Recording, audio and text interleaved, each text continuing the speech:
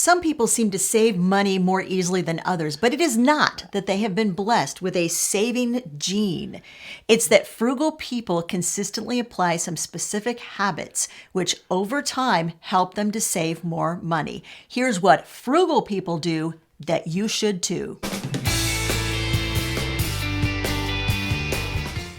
Welcome to our new series of videos, The Future of Frugal. This is where we break down principles which help you to save money and make the most of what you earn. And it will help you to navigate 2026 with confidence. But first, if you don't know us, I'm Hope. And I'm Larry. This is Under the Median, where practical frugality meets real life. So what do frugal people consistently do? Number one, frugal people spend money on quality products. It isn't that we don't spend any money. We make our money really count when we do spend it. And we spend money on items that are going to last a long time and be better made. In the long run, they'll be better for us financially. Now, when it comes to spending money on those high quality products, we know that we always like to follow the frugal hierarchy, which means at the pinnacle, at the very top, that is where we're able to get things for free. But we recognize that not everything can be had for free. So as you work your way down the frugal hierarchy, you do get to the bottom layer, which is where most of us tend to spend most of our money, and that is retail. We're not afraid to buy retail, but there are a couple of things that we do when we do buy retail, and that is we always look for the best deal. We follow sales cycles, we look for coupons, and we make sure that we ask and find discounts. And speaking of finding discounts, that's our second point, is that frugal people always look for discounts.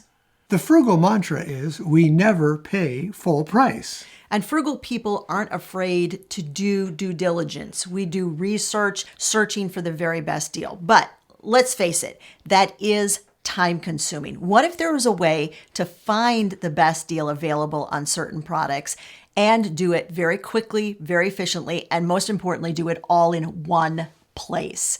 This is where we thank our sponsor for this video, Lens Pricer. Are you tired of overpaying for contact lenses? Lens Pricer makes it so easy to compare prices across different retailers and to always find the best deal on your exact brand.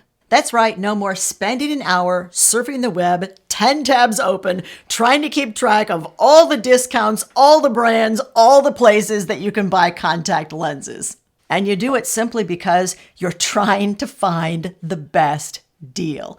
Lens Pricer makes that easy. Simply head to the Lens Pricer website, scroll down, you'll find your favorite brand, push the Compare Prices button. You will instantly see the price per pack and per month across several major retailers. Lens Pricer also factors in shipping and available discounts to make sure that you are always getting the full picture. Now, once you find the best deal, click and you'll buy directly from that retailer. Yep, you can do it all directly from the Lens Pricer website. And here's a quick reminder, if you have FSA money still available to use, buying contact lenses is a great way to use up that money before January 1st. So start today. Stop overpaying for contact lenses. Head to lenspricer.com.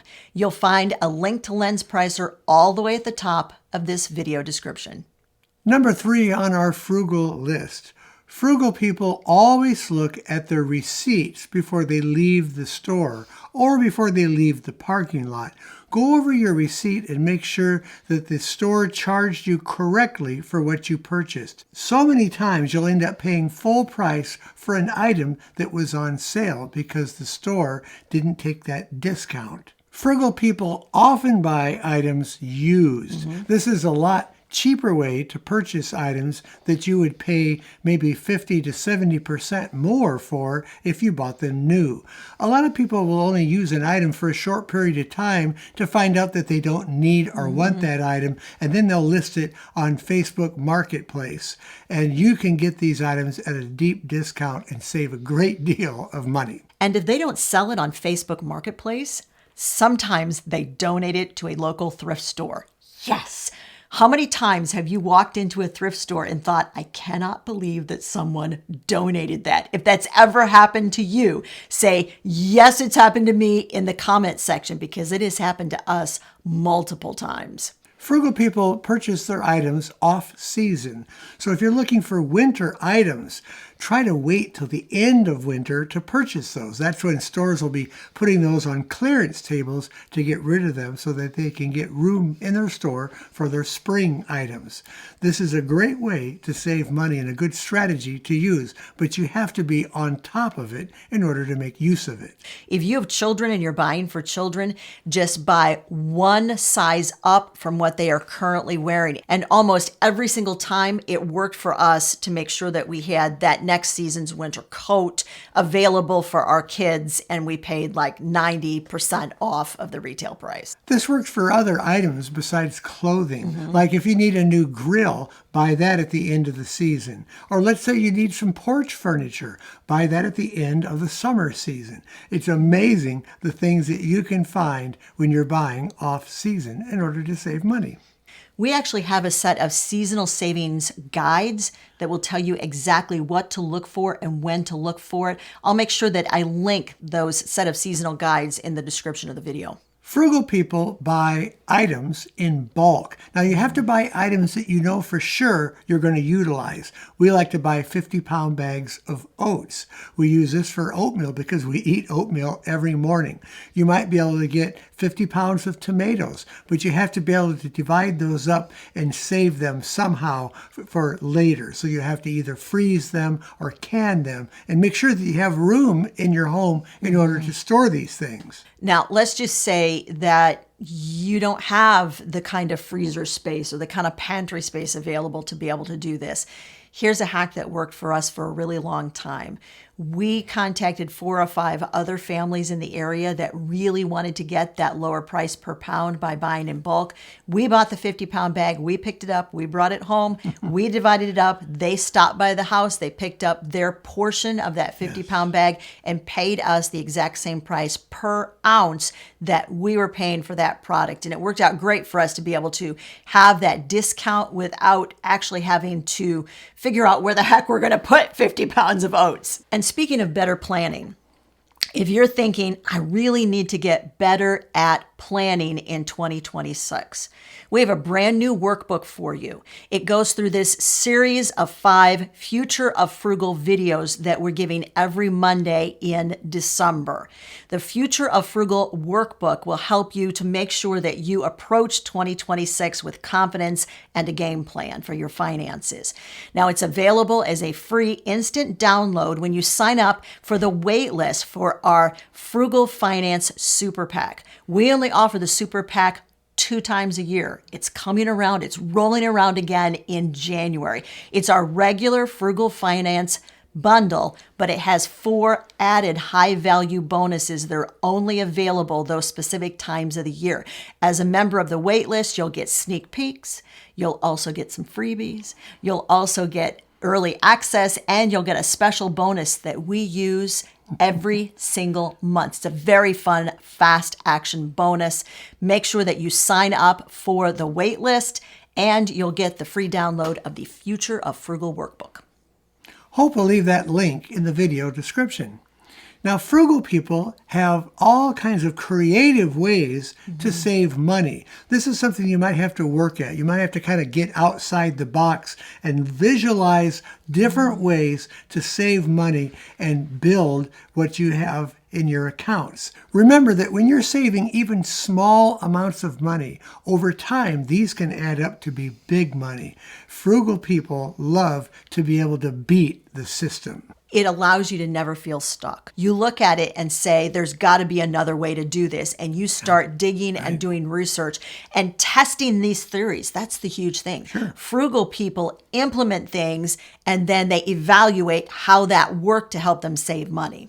That leads back to our next item, and that's that frugal people have goals. Remember, if you're going to save money, you need to have a purpose for saving that money and not to just be saving it for saving's sake. You have to have a goal in mind. What am I going to need and use that money for? That gives you the purpose that will help you to stay with it and keep doing it. Number 9, frugal people track the little stuff. Yes. People tend to think that it's the big stuff that tends to break budgets.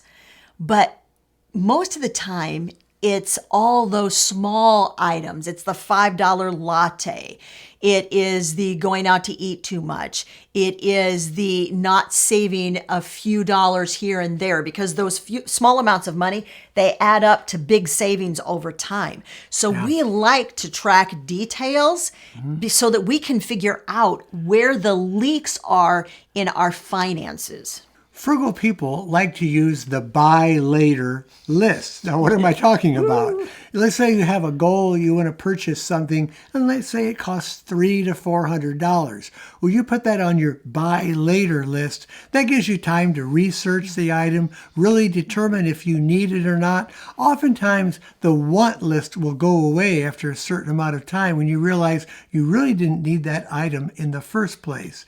And if you purchase something later, it gives you time to really budget for it and save up and plan for having that item. We don't tend to give up on things very readily. We figure out if there's a way that we can make it work again. We interestingly just got a text last week from our son that said, "Hey, you remember that switch that was broken on my shop vac? $5, part from Menards, tore it apart, put it in, now it works perfectly." So we feel like this whole fix things idea is sort of a generational thing. It's a generational blessing that we hand down to generations under us, where we look at things and say, is there a way that I can fix that before I throw it out? People that lived through the Depression had to apply this very strictly because there was no way for them to purchase new items when something broke or a part broke or wore out on it. So they had to get very creative and useful and figure out how to maintain their items to keep them going. Frugal people know what's in their pantry. In other words, they know what they have stored up for later so that they don't go out and purchase things twice or 3 times accidentally. So you have to know what you already have in store in your home before you go out to try to purchase items, or you'll be duplicating your efforts. Here's why that's also important. When you know what is in your pantry, because we do tend to like super great deals when they come around. Yes. Walmart just put canned corn and canned beans on sale. Like they do. Look for cyclical sales. That's the another thing that we do. So we know that like every November, every early December, it seems that Walmart tends to do a rollback on some common things you're going to need for your holiday dinners. So they did it again this year. And I thought, wait a minute, that's 50 cents a can. That's a great price, no doubt, for corn and beans. But do we really need any more canned corn and beans? So I walked back to the pantry, I opened the big doors and went, nope, we do not need, regardless of how attractive it is to see that price, I'm not going to do any more because it would be stocking up on something that I'm already fully stocked on. So we know like how many cans of corn we use per month, how many cans of beans we use per month, and how many months worth of the corn and beans we want to have in our pantry so that we consider our pantry to be fully stocked. Frugal people surround themselves with other frugal people. When you're around like people, they can encourage you to do what you're doing. And they can also inspire you by the ideas that they have, maybe some new things that you're not doing that you can apply to your situation. It's always good to hang around like people. My friend Julie, I'm seeing you right here through the camera.